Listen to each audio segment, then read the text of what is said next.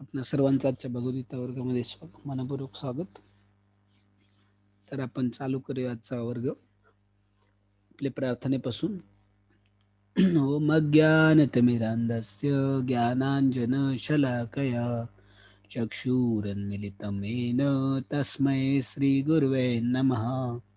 श्रीचैतन्यमनोभीष्टं स्थापितं येन भूतले स्वयं रूप तदा मह्यं ददाति स्वपदान्तिकम्.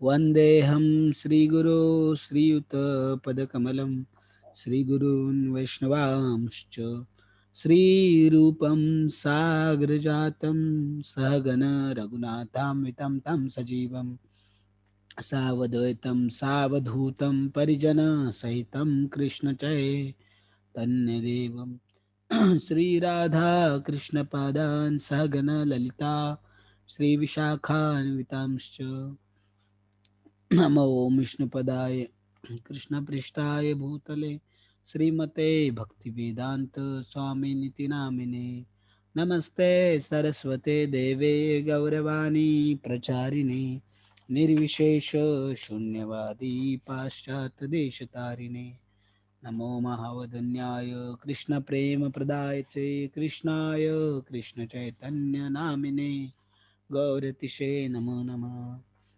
हे कृष्ण करुणा सिंधु दीनबंधु जगतपते गोपेश गोपिका कांत राधा कांत नमोस्तुते.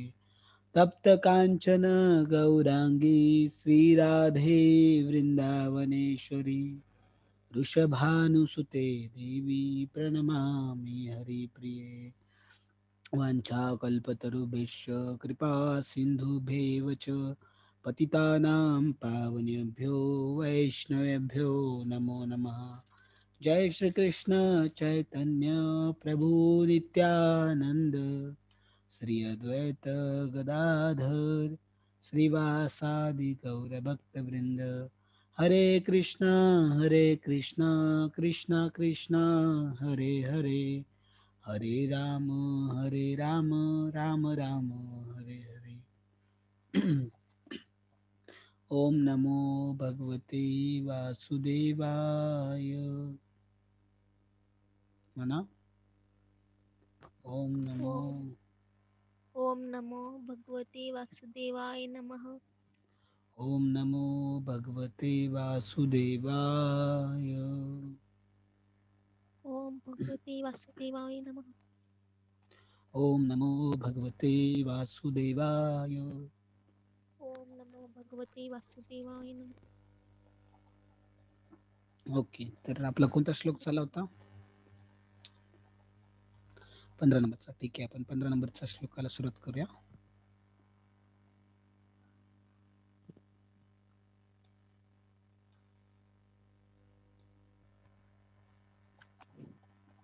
तर कालच्या श्लोकामध्ये आपण बघितलं होतं की सुख दुःख आणि यामध्ये कसं वागायचं. आता बघा या पुढच्या श्लोकामध्ये काय सांगतात भगवंत. तर पहिल्यांदा श्लोक वाचतो. यम हि न व्यथयन्ते ते पुरुषं पुरुषर्षभ समदुःख सुखम धीरम सो अमृततत्वाय कल्पते. यम यम ज्याला, अर्थ पण मी म्हणेल तसं अर्थ पण म्हणायचा, ज्याला ज्याला ही ही निश्चित निश्चित न न कधीच नाही कधीच नाही व्यथयंती व्यथयंती व्यथित होणे किंवा विचलित होणे व्यथित होणे किंवा विचलित होणे येते. येते. या सर्व या सर्व पुरुषम पुरुषाम पुरुषाला पुरुषाला पुरुष ऋषभ पुरुष ऋषभ हे पुरुष श्रेष्ठा हे पुरुष श्रेष्ठा सम सम अविचल किंवा समान अविचल किंवा समान दुःख दुःख दुःखामध्ये दुःखामध्ये सुखम सुखम सुखामध्ये सुखामध्ये धीरम, धीरम, धीर किंवा विवेकी. धीर किंवा विवेकी. सह, सह, तो. तो. अमृततत्वाय, अमृतत्वाय. मुक्तीसाठी. मुक्तीसाठी. कल्पते, कल्पते. योग्य होतो. योग्य होतो. हा, अथवाचा अर्थ आणि तात्पर्य श्रील प्रभुपादद्वारा. ही पुरुष श्रेष्ठ अर्जुना, जो मनुष्य सुख आणि दुःखां यांना विचलित होत नाही आणि दोन्ही अवस्थेमध्ये स्थिर असतो, तो मोक्ष प्राप्तीसाठी निश्चितपणे योग्य आहे. तात्पर्य. तात्पर्य. आध्यात्मिक साक्षरता मधील उच्चतर अवस्थेची प्राप्ती करण्याच्या निश्चयात जो दृढ आहे आणि सुखदुःखाचे आघात जो समभावाने सहन करतो, तो खचितच मोक्षप्राप्तीस पात्र आहे. वर्णाश्रम संस्थेमध्ये जी चौथी अवस्था संन्यास आश्रम आहे, ती अत्यंत खडतर अवस्था आहे. पण जो आपले जीवन परिपूर्ण करण्याबद्दल प्रामाणिक आहे, तो सर्व अडचणींना न जुमानता संन्यास आश्रम स्वीकारतो. कौटुंबिक नाते तोडण्यामुळे आणि पती व मुले-बाळे यांच्या संपर्काचा त्याग करण्यामुळे साधारणपणे अडचणी उद्भवतात. परंतु जर कोणी अशा अडचणी सहन करण्यास समर्थ असेल, ती निश्चितपणे आत्मसाक्षात्काराच्या मार्गात तो पूर्णत्व प्राप्त करतो. त्याचप्रमाणे जरी आपल्या कुटुंबाशी किंवा प्रियजनाशी लढणे कठीण असले, तर अर्जुनाने आपल्या क्षत्रिय धर्माचा कर्तव्य पालनाचा चिकाटीने प्रयत्न करणे आवश्यक आहे, असा त्याला उपदेश देण्यात आला आहे. श्री चैतन्य महाप्रभूंनी वयाच्या 24व्या वर्षी संन्यास ग्रहण केला आणि त्यांच्यावर अवलंबून असणारी त्यांची तरुण पत्नी आणि वृद्ध माता यांची देखभाल करण्यास कोणीच नव्हते.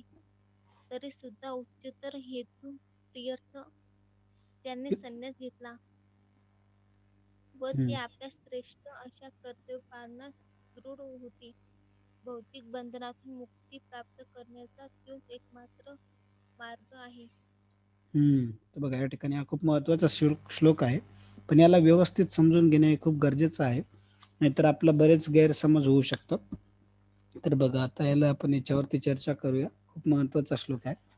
तर अर्जुनाला हे सांगतात तिथे भगवंत, की जो मनुष्य सुख आणि दुःख यांनी विचलित होत नाही आणि दोन्ही अवस्थामध्ये काय असतो, तो स्थिर असतो. म्हणजे सुखाने हुरळून पण जात नाही आणि दुःखाने खचून पण जात नाही.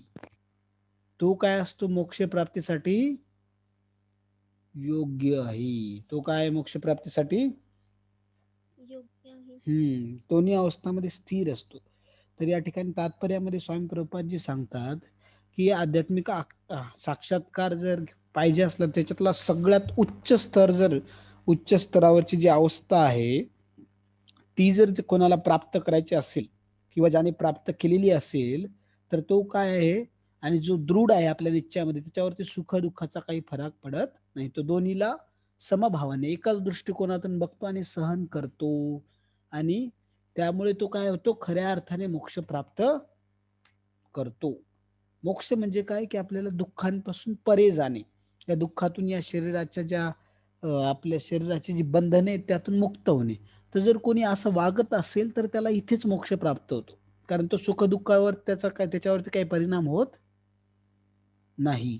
तो दोन्हीमध्ये चांगल्या नॉर्मल राहतो, म्हणजे दोन्हीमध्ये तो सारखा राहतो, म्हणून तो इथेच मोक्ष प्राप्त करू शकतो. पण हे एवढं सोपं नाहीये, कठीण आहे. कारण आपण सुखामध्ये आनंदी नाही व्हायचो, किंवा सुखामध्ये पण नेमकंच नॉर्मल राहणं हे एवढं सोपं नाहीये, आणि दुःखामध्ये सुद्धा नॉर्मल राहणं एवढं सोपे नाहीये. परंतु आपण जर काय केलं, त्यासाठी जर सराव केला, तर हळूहळू भगवंताच्या कृपेने आपण भगवंताची भक्ती केली तर होऊ शकते. आपल्या प्रयत्नांनी नाही, पण आपल्याला प्रयत्न करायचे, जेणेकरून प्रयत्न केले तर काय होईल, भगवंत काय करतील, आपल्याला कृपा देतील, आपल्यावरती कृपा करतील. म्हणून तर त्यासाठी एक छोटीशी स्टोरी तुम्हाला सांगू इच्छितो मी. त्यानंतर हे आपलं यामध्ये अजून खूप महत्त्वाचे मुद्दे पण आहेत खाली. तर स्टोरी सांगू की नको? ठीक आहे, स्टोरी आपण परत कधीतरी बघूया. पहिल्यांदा आपण हे मुद्दे पहिल्यांदा कव्हर करूया. नंतर मग स्टोरी सांगेन. मी याच्याशी रिलेटेड हा पॉइंट आला म्हणून मला ती स्टोरी आठवली. तर बघा, पुढे सांगतात की वर्णाश्रम संस्था आपल्याला माहिती आहे. वर्णाश्रम संस्थेमध्ये मी सांगितलं होतं तुम्हाला की मागच्या काही श्लोकांमध्ये ब्रह्मचारी, क्षत्रिय म्हणजे ब्रह्मचारी, क्षत्रिय, शूद्र आणि वैश्य हे 4 प्रकारचे काय आहेत? वर्ण आहेत. हे काय 4 प्रकारचे? वर्ण. वर्ण. आणि आश्रम कोणते 4 प्रकारचे? सगळ्यात पहिल्यांदा ब्रह्मचारी आश्रम, नंतर दुसरा मी तुम्हाला वर्णामध्ये ब्रह्मचारी सांगितलं. वर्णामध्ये ब्राह्मण आहे. ब्राह्मण, क्षत्रिय, शूद्र आणि वैश्य. आश्रमामध्ये पहिला आश्रम ब्रह्मचारी आश्रम, दुसरा गृहस्थ आश्रम, तिसरा वानप्रस्थ आणि चौथा कोणता? संन्यास. बरोबर आहे? हो. असे 4 प्रकारचे आश्रम आहेत. तर चौथ्या प्रकारचा जो आश्रम आहे तो संन्यास आश्रम आहे. तर चौथा जो आश्रम आहे तो अतिशय खडतर असतो. त्याचे नियम हे खूप कठीण असतात आणि ते साध्या-सुध्या व्यक्तीकडून ते पालन करणे शक्य नाही. नाही. म्हणून जे लोकं संन्यासी आहेत, तर आपण इस्कॉन संस्थेमध्ये बघतो, परत स्वामीनारायण यांच्यामध्ये बघतो, परत गौडिया संस्था जी आहे त्यांच्यामध्ये बघतो, तर त्यांच्यामध्ये जे संन्यासी आहेत त्यांना आपण खरंच त्यांचा खूप सन्मान केला पाहिजे, आदर केला पाहिजे. कारण ते एवढे नियम पालन करतात, एवढं खडतर जीवन जगतात. कशासाठी? फक्त तुमच्या आमच्यासाठी. का? कारण ते संन्यासी आहेत तर आपण आदर करू म्हणून त्यांच्या आदरापायी आपण त्यांचं ऐकू, त्यांच्या आदरापोटी. तर ते काय सांगणार आहेत आपल्याला? भगवंताची भक्ती करा. भगवंताच्या बद्दल सांगणार आहेत. तर ते ऐकून आपलं काय होईल? आणि त्यांच्याकडे काय असते? त्यांचं मन हे अतिशय शुद्ध असते. म्हणून त्यांच्या शब्दाचा एक ना एक शब्दाचा काय होतं? आपल्या हृदयावरती सरळ सरळ परिणाम होतो आणि तो आपलं हृदय परिवर्तन करतो. त्यांच्या शब्दांमध्ये खूप शक्ती असते आणि त्यांचे शब्द भगवंत वाया जाऊ देत नाहीत. कारण त्यांनी भगवंतासाठी सगळं काही सोडलेलं असते. म्हणून भगवंतांना तसे जे आहेत संन्यासी अतिशय प्रिय असतात, खूप प्रिय असतात. ठीक आहे. तर हे आहे, यामध्ये सांगितलेलं आहे. तर कलियुगामध्ये संन्यासी राहणे अतिशय खडतर आहे, खूप कठीण आहे, खूप जास्त कठीण आहे. पर तर पण काही काही जे असतात, काही काही खूप प्रामाणिक जर भक्त असतील, खूप प्रामाणिक भक्त आहेत आणि खूप गंभीर भक्त आहेत, तर ते कोणत्याही अडचणींना न जुमानता संन्यासाश्रम स्वीकारतात. पण ते खूप कमी असतात. लाखामध्ये एक पकडा तुम्ही, लाखामध्ये एखादा असेल जो संन्यास वगैरे घेऊ शकतो किंवा घेतो. ते खूप कमी असतात, खूप कमी असतात. तसे जे आहेत ते संन्यासी जे आहेत ते खरे संन्यासी बोलतोय. भोंदू खूप सारे भेटतील तुम्हाला, पण खरे जर संन्यासी पाहायचे असतील तर खूप कमी असतात, खूप जास्त. आता इस्कॉन जी संस्था आहे त्यामध्ये एवढी मोठी संस्था आहे, पण त्यामध्ये संन्यासी खूप कमी आहेत. तरी पण म्हणजे इस्कॉनमध्ये सगळ्यात जास्त आहेत, बाकीच्या संस्थांपेक्षा खूप जास्त आहेत. पण तरी आपण जर त्याचं टक्केवारी जर काढली, सगळे जितके इस्कॉनचे भक्त आहेत त्याची टक्केवारी काढली तर 1% पेक्षा सुद्धा कमी येणार. 1% सुद्धा लोकं नाही आहेत संन्यासी. समजलं? तर त्यातून आपल्याला कळून येतं की ते किती कठीण आहे. ते आपल्यासारख्यांचं सहजासहजी काम नाही. बरोबर? हो. ते महान जे भक्त आहेत खूप सारे स्वामी प्रभुपादजींसारखे आणि त्यांचे काही शिष्य त्यांच्यासारखे त्यांचं खूप महान भक्तांचं. तर संन्यासी जनरली काय करतात? जो पूर्णतः भगवंताच्या भक्तीमध्ये जुडलेला असतो, पूर्णतः सगळ्याकडे. आणि त्याला तेवढी रती असते भगवंताच्या भक्तीमध्ये, त्याला भगवंताची भक्ती सोडून त्याला दुसरं काही सुचतच नाही किंवा दुसऱ्या कोणत्याच गोष्टीत त्याला आनंद येत नाही. त्याला त्याचमध्ये आनंद येतो. असा जो व्यक्ती असतो पूर्णतः त्यामध्ये मग्न असतो. पूर्ण ध्यान त्याचं त्याच्यामध्येच असते. तर तो व्यक्ती खऱ्या वास्तविक पाहता म्हणजे संन्यास घेण्यास पात्र आहे. तर आणि त्याला दुसरं काहीच कोणत्याच गोष्टीमध्ये रस नसतो. फक्त त्याला त्याच भगवंताच्या ह्याच्यामध्ये तो पूर्णतः सेवेमध्ये जुडलेला असतो असा. तर आपण बघतो की आपण थोडा वेळ सेवा करतो, थोडा वेळ भगवंताचं नाव घेतो, बाकी टायमाला आपण बाकीचे आपले कामं पण करतो, बाकीच्या गोष्टी असतात ते असतात. त्यामुळे आपण संन्यास घेण्यासाठी एवढं पूर्णतः पात्र नाहीये. खूप कमी जण हे संन्यास घेण्यासाठी पात्र असतात. तर असं काही गरजेचं नाही की आपण घेतलाच पाहिजे. जर घेतला कोणी तर ते खूप मोठी गोष्ट आहे, चांगलंच आहे. परंतु आपण भगवंताची भक्ती करणे हे अतिशय महत्वाचं आहे. चैतन्य महाप्रभू सांगतात की कोणीही असो, संन्यासी असो, ब्रह्मचारी असो, गृहस्थ असो की वानप्रस्थ असो, जर कोणी प्रामाणिकपणे भक्ती करीत असेल तर मी त्याला भगवद्धामामध्ये प्रवेश देणार. त्याला नक्कीच मी त्याचा उद्धार करणार. त्याच्यावरती मी प्रसन्न होणार. मग तो कोणीही व्यक्ती असो. परंतु त्यानं काय केली पाहिजे, मग तो कुठे असो, गृहस्थ असो की ब्रह्मचारी असो की वानप्रस्थ असो किंवा संन्यासी असो, त्यानं काय करायला पाहिजे, कुठेही राहून भगवंताची भक्ती प्रामाणिकपणे करायला पाहिजे, कोणत्याही आश्रमामध्ये असो. ठीक आहे नाही. आणि चारही आश्रम कोणी बनवलेले आहेत? चारही आश्रम भगवंत कोणी भगवंतानी बनवलेले. तर म्हणून मग त्यातला कोणताच आश्रम हा वाईट नाहीये. तर पहिल्यांदा ब्रह्मचारी आश्रम तर सगळ्यांनी घ्यायलाच पाहिजे 25 वर्षापर्यंत वयाच्या. नंतर मग ठरवायचं. नंतर मग ज्यांना लग्न करायचं ते लग्न करतात. बहुतांश जण लग्न करतात. लग्न करून मग ते कोणत्या आश्रमामध्ये प्रवेश करतात? गृहस्थ. गृहस्थ आश्रम. आणि गृहस्थ आश्रम मग ते ते सगळे त्यांच्या जबाबदाऱ्या पूर्ण वगैरे झाल्या. जबाबदाऱ्या म्हणजे मुलं मोठी झाली, त्यांना शिकविलं, त्यांना नोकरीला लावलं, त्यांना ते त्यांच्या पायावर उभे राहिली. तर त्या घरच्या सगळ्या जबाबदाऱ्या पुऱ्या झाल्यावर मग पती पत्नी दोघेही वानप्रस्थ आश्रम घेतात. पती पत्नी दोघे सोबत कोणता आश्रम घेतात? वानग्रस्त. तर वानप्रस्थ म्हणजे काय, असं काही दुसरा आश्रम म्हणजे काय असतो, की वानप्रस्थ आश्रम म्हणजे ते वेगवेगळ्या ठिकाणचे जे धाम आहेत, धार्मिक ठिकाणं आहेत, जसं की पंढरपूर आहे, जगन्नाथपुरी आहे, वृंदावन आहे, अशा ठिकाणी ते जातात, तिथली यात्रा करतात, तिथे काही दिवस राहतात, भगवंताची सेवा करतात, भगवंताची भक्ती करतात, दर्शन घेतात वेगवेगळ्या ठिकाणचं. कारण आपण बघतो की बाकी टायमाला आपलं जीवन खूप धावपळीचं झालेलं आहे आजकाल. तर आपल्याला जॉबमधून सुट्ट्या नाहीत भेटत, हे नाही, त्यामुळे कुठे काही धार्मिक ठिकाणी जायला कधीतरी वेळ भेटतो एवढा. आणि वेळ भेटला तरी आपल्याला राहता येत नाही जास्त वेळ, बरोबर आहे ना. आपले कर्तव्य असतात बरेचसे. तर त्यामुळे मग पती पत्नी दोघेही काय करतात, ज्या वानप्रस्थ आश्रम मध्ये ते वेगवेगळ्या ठिकाणचे धार्मिक ठिकाणी जात राहतात, त्या यात्रा करतात, तिथे भक्ती करतात आणि घरी परत येतात. परंतु ते वेगवेगळ्या ठिकाणी जात असतात, सोबत फिरतात आणि इकडे तिकडे भगवंताची भक्ती करतात, प्रवचन ऐकतात, सेवा करतात साधू लोकांची. आणि जर त्यांना ज्ञान असेल तर प्रवचन देतात इतर लोकांना, भगवंताबद्दल सांगतात, भगवंताच्या भक्तीबद्दल सांगतात. जे दिव्य ग्रंथ आहेत, भगवद्गीता, भागवतम, यांचं वितरण लोकांना पर्यंत करतात. म्हणजे ज्यातून आपल्याला तर भगवंताची भक्ती भेटली, आपल्या तर जीवनात सार्थक झालं, परंतु इतरांना पण त्याची मदत आपण करायला पाहिजे. जसं कोणी विहिरीत पडलं, ठीक आहे, आपण पण पडलेलो होतो, पण आपल्याला कोणीतरी काय केलं, दोरी दिली आणि दोरीनं ओढत ओढत वरी काढलं, ठीक आहे. तर ती दोरी तिथेच पडलेली आहे. तर दुसरं कोणी आपल्याला विहिरीत पडलेलं दिसलं तर आपण काय करायला पाहिजे? हम्म. आणि ते आपले भाऊ बहीणच येतं. तर आपण वाचलो तर आपण काय करणार? तरच वाचणार त्यांना वाचवणार. त्यांना तसंच पडू देणार का, डुबू देणार का? नाही. आणि जर डुबू दिलं तर आपल्यासारखं निर्दयी कोणी नाही. नसणार.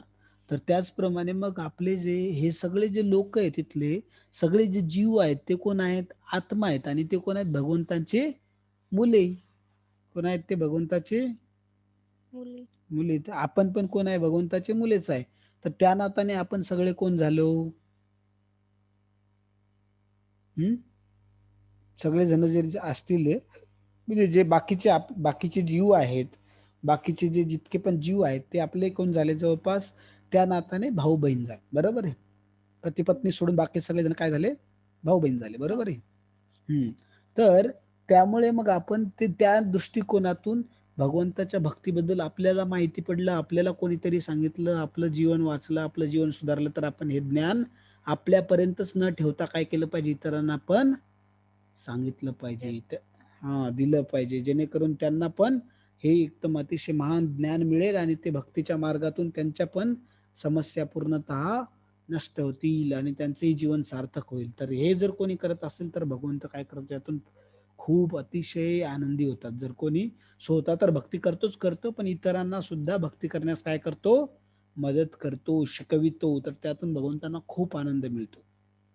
जसं आई वडील आहेत, तर आई वडिलांना सगळ्यात जास्त आनंद कधी मिळतो बघ, माहिती आहे तुम्हाला कोणाला? की जेव्हा त्यांचे मुलं एकमेकांना मदत करतात, एकमेकावर खूप प्रेमाने एकमेकांशी वागतात आणि ते एकमेकांना मदत करतात, एक दुसऱ्यांसाठी त्यांचा जीव तुटतो खूप. तर त्यावेळेस ते पाहून आई वडिलांना खूप समाधान भेटते. कारण जनरली बहुतांश वेळा मुलं काय असतात, भाऊ बहीण भांडतच असतात एक दुसऱ्यांशी, बरोबर की नाही? हा. तर पण आई-वडिलांना खरं समाधान कधी मिळते, जेव्हा त्यांच्या मुलांमध्ये खूप प्रेम त्यांना दिसून येते आणि ते खूप एकमेकांची सेवा करतात, एकमेकांना मदत करतात, एकमेकांच्या आनंदाचा विचार करतात, स्वतःचा स्वार्थ बाजूला ठेवून. त्यावेळेस काय होते, आई-वडिलांना खूप आनंद होतो. त्याचप्रमाणे भगवंताला सुद्धा जेव्हा तो बघतो, की एखादा जण भक्ती करतो आणि त्याचबरोबर स्वतःची तर भक्ती करतो, तर इतरांना पण भक्ती करण्याचं शिकवितो, त्यांना सुद्धा मदत करतो. स्वतःच्या वेळेतला वेळ काढून, तर भगवंत त्याच्यावरती खूप प्रसन्न होतात, खूप प्रसन्न होतात आणि त्याला कृपा देतात. ठीक आहे, समजलं आहे? हो. तर यामध्ये सांगितलं तर संन्यास आश्रम हा जीवन परिपूर्ण करण्यासाठी तर तो आवश्यक आहे, परंतु कलियुगामध्ये तो खूप कठीण आहे. म्हणून ते खूप कमी जण घेतात. परंतु आपण आश्रम कोणताही असो, पण आपण काय करायला पाहिजे, भगवंताची शेवटच्या श्वासापर्यंत भक्ती करणे हे गरजेचं आहे. मग तुम्ही आश्रम कोणता आहे ते एवढं काही म्हणजे त्याचा एवढा काही फरक पडत नाही. परंतु आपण आपल्याला जे काही शक्य असेल तसं आपण करायला पाहिजे, पण भगवंताची भक्ती करणे महत्वाचं आहे. मग तुम्ही ब्रह्मचारी आश्रममध्ये असा किंवा गृहस्थ आश्रममध्ये असो किंवा वानप्रस्थमध्ये असो किंवा संन्यास आश्रममध्ये असो, भगवंताची भक्ती करणे हे गरजेचं आहे. ठीक आहे, कुठेही असो, कोणत्याही आश्रमामध्ये असो. समजलं? तर हो. बघा, संन्यासी काय करतात, ते संन्यासी जे लोकांना भगवंताबद्दल सांगण्यासाठी, इतर लोकांना वाचवण्यासाठी स्वतः किती गोष्टींचा त्याग करतात. ते आपली पत्नी, मुले बाळे या सगळ्यांचं, कारण संन्यासी म्हणजे तो घर सोडून जातो, तो परत घरी येत नाही. तो कोणत्याच ठिकाणी 3 दिवसापेक्षा जास्त राहत नाही. बर. समजलं ना? असे नियम असतात संन्यासाचे, खूप कठीण असतात. तर पण ते कधी सोडतात संन्यासी, जनरली संन्यास जे घेतात ते कधी घेतात, जेव्हा त्यांचे मुलं वगैरे सगळं म्हणजे त्यांच्या मुलांच्या हवाले केलं, मुलं हात त्याच्या पायावरती उभे राहिली, सगळं घर व्यवस्थित चालायला लागलं, तेव्हा मग संन्यास ते घेतात. कारण त्यावेळेस मग ते नाही राहिले तरी काही फरक पडत नाही, नाही. कारण घर व्यवस्थित चालतोय असं. ते सगळ्या गोष्टी, सगळे आपले कर्तव्य पूर्ण करून मग ते घेतात. असे बरेच, पण खूप कमी घेतात, कारण त्याचे नियम एवढे सोपे नाहीत. ते नियम जे आहेत ते खूप कठीण आहेत. त्यामुळे खूप कमी जण घेतात. वानप्रस्थ घ्यायला काही हरकत नाही, वानप्रस्थ घेऊ शकतात सगळेजण. परंतु संन्यास हे खूप कठीण. आणि पुन्हा संन्यास असं आपल्या मनावर नाही की आपण घ्यायचा म्हणून, तसं आपण लायक असलो तरच देतात. कारण संन्यास गुरुकडून घ्यावा लागतो. तर आपण जर खरंच लायक असलो त्याच्यात तरच दिला जातो. असं काही कोणी उठसूट रस्त्यावरचा व्यक्ती संन्यास घेऊ शकत नाही. त्याची लायकी बघावी लागते, त्याचे खूप नियम असतात, ते सगळे नियम वगैरे बघितले जातात. तर संन्यास हा खूप असं म्हणजे खूप लाखो मधून एखाद्याला कोणाला तरी दिला जातो, तो जर खरंच लायक असला तेवढा तर, है ना? इस्कॉनचे तर संन्यासचे नियम खूप कठीण आहेत. त्यांचे ब्रह्मचारीचेच, जे ब्रह्मचारी असतात मंदिरामध्ये त्यांचेच नियम एवढे कडक आहेत, तर संन्यासांचे तर खूप अजून जास्त कडक आहेत. जे ब्रह्मचारी असतात मंदिरामध्ये त्यांचेच एवढे कठीण नियम असतात, त्यांचे कडक नियम असतात, त्यांचे जीवनशैलीचे वगैरे. तर संन्यासांचे तर त्यांचे तर खूपच कठीण आहे. असं आहे. कारण ते साधू आहेत ना, तर त्यांना तशी शुद्धता पाळावी लागते. तर तेव्हा मग त्यांना साधू म्हणतील. त्याच्यामुळे मग इस्कॉनमध्ये काय केलं जातं या संस्थेमध्ये, की पहिल्यांदाच त्यांना नियम ते इतके कडक करून ठेवले असते, की त्यातून म्हणजे त्यांचं काय होईल, त्यांची शुद्धता ही मेंटेन केल्या जाईल आणि त्यांना ते चांगल्या प्रकारे भगवंताची भक्ती करत. नाहीतर जर कोणी चांगला नसेल तर त्याला पहिलेच घेतलं जात नाही. म्हणजे जेणेकरून लोकांचा साधूवरचा विश्वास सोडायला नको. बरोबर आहे? हो. आहे का नाही? हॅलो? हो. हां, तर ब्रह्मचारी जे आहेत बघा, तर ब्रह्मचारी आश्रममधून कोणी ब्रह्मचारी असेल तर तो लग्न करू शकतो. कारण ब्रह्मचार्यानंतर पुढचा आश्रम कोणता असतो, असेही गृहस्थ आश्रम. तर ब्रह्मचारी असेल कोणी तर तो लग्न करू शकतो. तर ते त्याला त्याला आपण हे नाही म्हणू शकत, की त्याला म्हणजे त्याच्यामध्ये चुकीचं नाही, काही ब्रह्मचारीने लग्न करण्यामध्ये काही चुकीचं नाही. तो काही दिवस, काही वर्ष साधू जरी असेल तरी तो लग्न करू शकतो. कारण ब्रह्मचार्यानंतर दुसरा आश्रम कोणता असतो? गृहस्थच असतो. तर त्यामध्ये काही चुकीचं नाही. परंतु संन्यासी लग्न करू शकत नाही. नाही. संन्यासाला एकदा त्याने संन्यास घेतला कोणी, की त्याला परत लग्न करणं अलाउड नसते. त्यांना परत त्याला मग आपल्या परिवाराशी परत जोडता येत नाही. ते चुकीचं आहे. ते शास्त्रांमध्ये अलाउड नाही. ब्रह्मचाऱ्यांना आहे. ब्रह्मचारी ते जर राहू शकले काही वर्ष, खूप चांगली गोष्ट. नाही राहिले तर ठीक आहे. त्यांना जर वाटलं तर ते लग्न सुद्धा करू शकतात. परंतु म्हणून संन्यास जनरली दिला जातो कधी 50-60च्या वर्षाच्या पुढं, वयाच्या पुढेच दिला जातो. जर दिला असेल तर, कोणाला जर दिला तर. तसं देतच नाहीत, पण दिला तर कधी दिला जातो? 50-60 वर्षाच्या नंतर. हं. कारण त्यावेळेस मग त्यांना तेवढं ज्ञान पण आलेलं असते, जीवनाचा अनुभव पण आलेला असतो आणि त्यांचे म्हणजे ते आता म्हातारे झाले तर परत लग्न करण्याचा काही प्रश्नच नाही उरत आहे. है ना?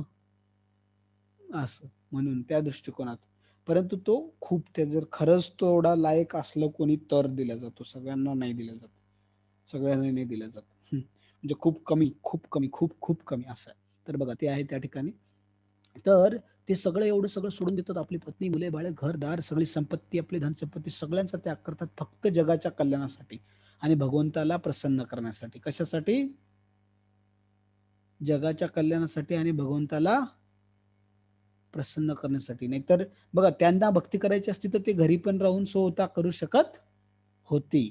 ठीक आहे ना. आपल्या आपल्या कुटुंबासोबत राहून आरामशीर ते भक्ती करून भगवत धामामध्ये वापस पण जाऊ शकत होते. परंतु इतर लोकांना हे ज्ञान सांगण्यासाठी, इतर लोकांचं भलं करण्यासाठी ते काय करतात? एवढा मोठा त्याग करून काय करतात? संन्यासाश्रम हा ग्रहण करतात. बरोबर आहे? हॅलो? हो.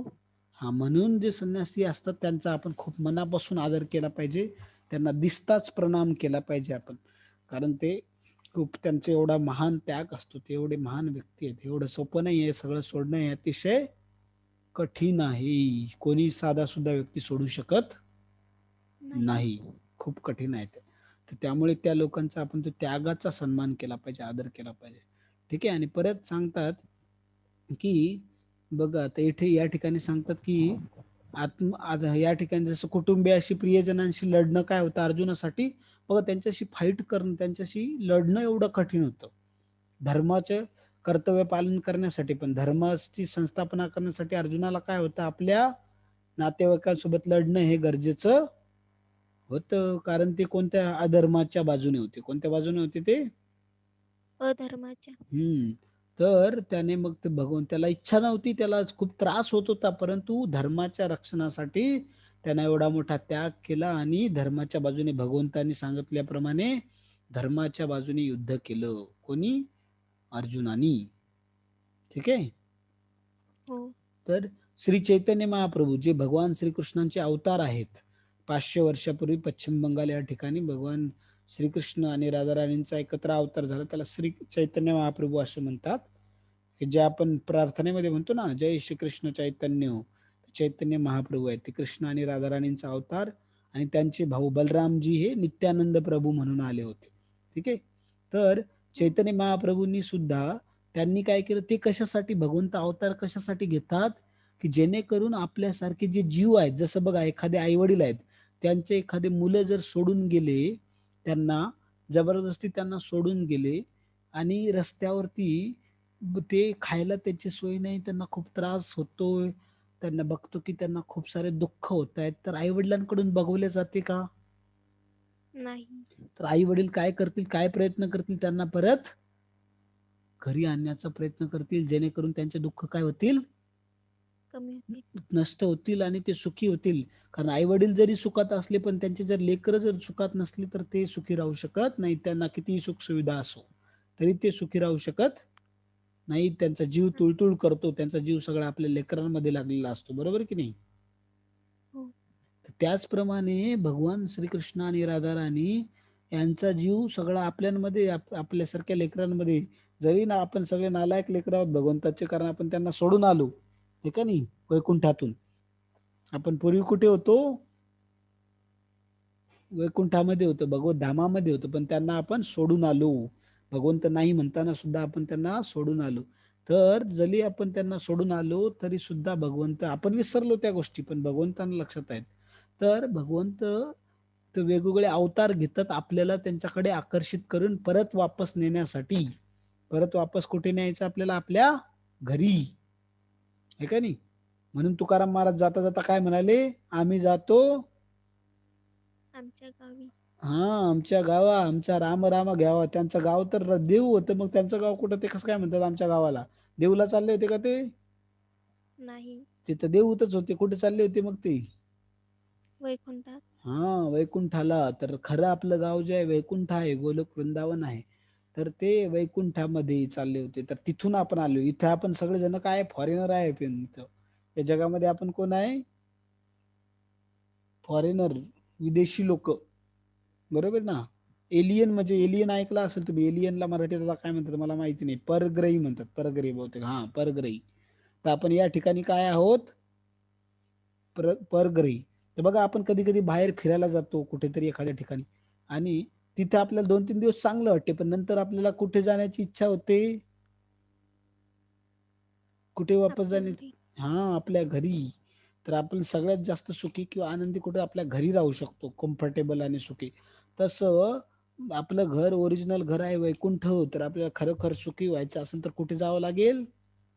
वैकुंठात. वैकुंठामध्ये. तर त्या ठिकाणी चैतन्य महाप्रभू, भगवान श्रीकृष्ण आणि राधाराणी हे श्रीमती राधाराणी आणि भगवान श्रीकृष्ण हे अवतार यांनी घेतला चैतन्य महाप्रभूंच्या रूपामध्ये, आपल्याला वैकुंठामध्ये परत नेण्यासाठी, आपल्याला त्यांच्याकडे आकर्षित करण्यासाठी. तर भगवान श्रीकृष्ण त्यांनी बघितलं चैतन्य महाप्रभू, त्यांनी बऱ्याच लोकांना असं समजावून सांगण्याचा प्रयत्न केला, सांगितलं, पण तरी लोक ऐकायला तयार नव्हती. तर मग भगवंतांनी त्यांच्यासाठी काय केलं, आपली पत्नी, आपली माता या सगळ्यांचा त्याग करून फक्त वयाच्या 24व्या वर्षी संन्यास घेतला. किती? 24व्या 24 वर्षी. वर्ष. कोणासाठी? तुमच्या आमच्यासाठी. कोणासाठी? तुमच्या आमच्यासाठी. आपल्यासाठी संन्यास घेतला त्यांनी.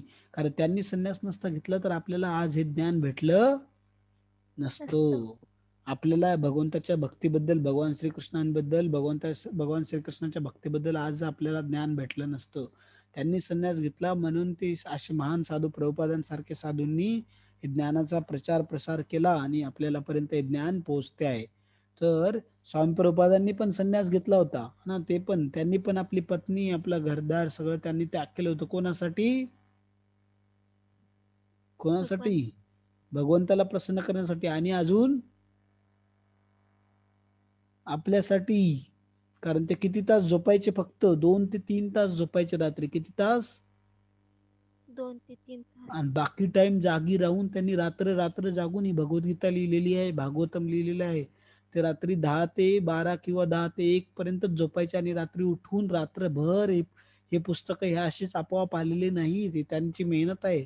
त्यांच्या रक्ताचे, घामाचे हे थेंबापासून बनलेले ते पुस्तक, की जे आपण भगवद्गीता आहे. तर आपण कमीत कमी काय करायला पाहिजे? यांना वाचायला वाचा. पाहिजे. आणि समजून घेण्याचा प्रयत्न करायला पाहिजे आणि हे इतरांना सुद्धा हे पुस्तकांचं वितरण करायला पाहिजे. इतरांना सुद्धा हे ज्ञान आपण दिलं पाहिजे. कारण प्रभुपादांनी एवढी मेहनत करून त्यांचं आपलं एक एक एक रक्ताचा थेंब थेंब रक्त, घाम सगळं एकत्र करून त्यांनी एवढी मेहनत करून ही पुस्तकं लिहिलेली आहेत आपल्यासाठी. तर त्यांनी सुद्धा संन्यास घेतला होता सगळ्यांचा. तर हे जे महान संन्यासी असतात ते संन्यास स्वतःसाठी घेत नाहीत, ते फक्त इतरांचं भलं होण्यासाठी, इतरांवर दया करून ते काय करतात? संन्यास घेतात आपल्याला वाचविण्यासाठी. म्हणून त्यांचा आपण अतिशय आदर सन्मान केला पाहिजे, सत्कार केला पाहिजे आणि त्यांच्या प्रती आपण खूप ऋणी असलं पाहिजे. ठीक आहे ना? बरोबर आहे. हो. पण आजकाल लोक ऋणी असण्याऐवजी काय करतात? त्यांना नाव गोटे ठेवतात, त्यांना काही काही बोलतात, काही तर लोक शिव्या पण देतात. अशी लोक असतात, काही घाणेरडे लोक, मूर्ख लोक असतात, त्यांना कळत नाही, त्यांचा त्याग त्यांना समजत नाही. नाही, है ना? आणि काही काही साधू खोटे पण असतात बघा, भोंदू पण असतात. जसं आता खोटी नोट आहे याचा अर्थ सगळ्याच नोटा खोट्या आहेत का? हम्म नाही. नाही. खोटी नाही. नोट आहे याचा अर्थ काय? खऱ्या पण नोटा आहेत. असतात. खऱ्या असतात म्हणून तर त्याचं खोटं बनवलं ना कोणीतरी. बरोबर आहे. हो. म्हणजे काही भोंदू आणि खोटे साधू आहेत, तर खरे साधू सुद्धा असायला पाहिजे. बरोबर की नाही? हो. तर त्यामुळे मग काही खरे साधू सुद्धा असतात. स्वामी प्रभुपादजी सारखे, तुकाराम महाराजांसारखे खरे महान साधू सुद्धा असतात. तर अजून सुद्धा आहेत. सगळेच भोंदू साधू नाहीत. म्हणून आपल्याला काही भोंदू साधू भेटले म्हणजे आपण सगळेच साधू भोंदू असतात असं ठरवायचं नाही. कारण आता ते भोंदू साधूंचा चूक नाही, ती चूक आपली आहे. आपल्याला माहित नाही की साधू कोणाला म्हणायचं. साधूंचं साधूंची काय काय त्यांचे पात्रता असते, त्यांचे काय गुण असतात हे आपल्याला माहिती नाही. खरा साधू कसा ओळखायचा हे आपल्याला माहित नाही. तर आपल्या अज्ञानामुळे आपल्याला लोक फसवतात. तर ते चुकीचं. आता कोणाला खरी नोट आणि खोट्या नोटमध्ये जर फरक नसला कळत, तर ती नोट जर आपण चुकून खरी नोटेच्या जागी आपल्याला कोणी खोट्या नोटा दिला आपण घेतल्या, तर ती चूक कोणाची आहे? ती रिझर्व्ह बँक ऑफ इंडियाची आहे की आपली चूक आहे? आपली. आपली चूक आहे. कारण खरी नोट कोणती आणि खोटी नोट चूक कोणती हे समजणं, हे शिकणं कोणाचं काम आहे? आपलं. आपलं काम आहे. आपण जर नाही शिकलो तर त्यात पूर्णतः कोणाचा गुन्हा आहे? आपला आपलं. गुन्हा आहे. हा, तर त्याचप्रमाणे हे आपल्याला ज्ञान नाही भगवद्गीता भागवतमचं, तर त्यामध्ये कोणाची काही चूक नाही. आपली चूक हे आपलं कर्तव्य आहे की हे ज्ञान आपण घेणे आणि ते ज्ञान आपण वापरणे आपल्या जीवनामध्ये. जसं बघा, मुस्लिम मध्ये, ख्रिश्चन मध्ये आपण बघतो त्यांना, त्या मुलांना लहानपणापासून कुराण शिकवले जाते. बघितलं का तुम्ही? हो. लहानपणापासून त्यांच्या मुलांना कुराण, बायबल शिकविले जाते. त्यांच्या घरामध्ये कुराण असतो. रोज त्यांच्या घरामध्ये प्रत्येक जण कमीत कमी, आता काही जण 3 वेळा, काही जण 5 वेळा नमाज म्हणतात. आपल्यापैकी किती जण रोज मंदिरात जातात? खूप कमी. आपल्यापैकी किती जण रोज भगवद्गीता वाचतात? वाचणं तर सोडा, आपल्या घरातच नसते बऱ्याच जणांच्या. आहे की नाही?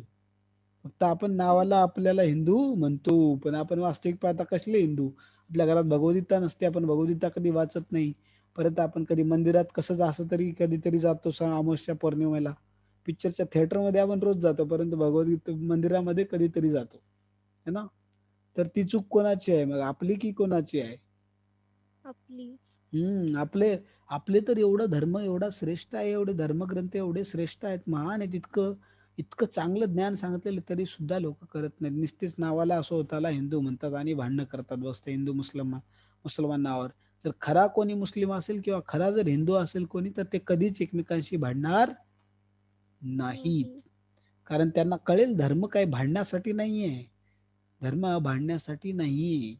धर्म एकमेकांना भगवंतावरती प्रेम करायला शिकवतो. खरा धर्म जो आहे तो भगवंतावरती प्रेम करायला शिकवतो. आणि जर कोणी भगवंतावर प्रेम करत असेल, तर त्याला कळते की हे सगळे जे हिंदू असो, मुस्लिम असो, ख्रिश्चन असो की दुसरा कोणता जात असो, सगळे जे आहेत ते कोणाचे भगवंताचे मुलं आहेत. तर मी त्यांच्याशी भांडू शकत नाही, त्यांना हानी पोहोचू शकत नाही. कारण मी जर त्यांना हानी पोहोचवली तर माझे भगवंत काय होतील?